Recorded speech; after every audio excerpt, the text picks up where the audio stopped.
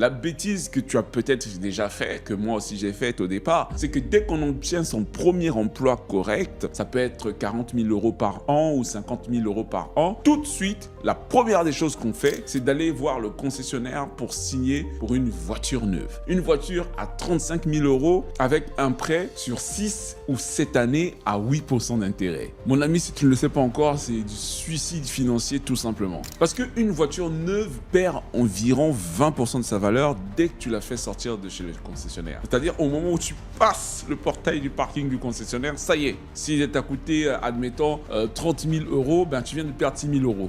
C'est la plus grosse perte de ta vie. 6 000 euros en quelques secondes. Si je reprends l'exemple de la voiture à 35 000 euros, tu viens de payer 35 000 euros pour quelque chose qui vaut maintenant 28 000 euros quelques secondes après. C'est débile. Donc tu es déjà à moins 7 000 euros et tu n'as même pas encore fait la première mensualité. Sur les 5 années qui vont suivre, cette voiture va perdre sa valeur. Elle va perdre 40 à 50% de sa valeur et ton véhicule qui a coûté 35 000 euros neuf va peut-être valoir 15 000 euros à 18 000 euros après 5 ans. Mais toi, tu continues à payer un prêt qui, intérêt inclus, va te coûter 40 000 euros au total. Or, les personnes qui sont riches ne raisonnent pas comme ça. Elles vont acheter une voiture qui a déjà fait 2 à 4 ans dans les mains de quelqu'un d'autre. Une voiture qui a déjà 4 ans a encore la majorité de sa durée de vie. La voiture, elle est encore fiable et on va même dire qu'elle est quasi neuve. Mais pourtant, tu viens d'économiser 15 000 euros rien qu'en dépréciation de la valeur de la voiture. Ça, c'est le cas pour toutes les voitures du marché qui vont coûter entre 35 000, 40 000 ou 50 000 euros. En général, 4 ans plus tard, elles ont perdu 15 000 euros. Donc pourquoi aller prendre une voiture à 50 000 euros alors que tu peux acheter la même voiture pour 15 000 euros moins cher? Est-ce que tu sais que si tu investis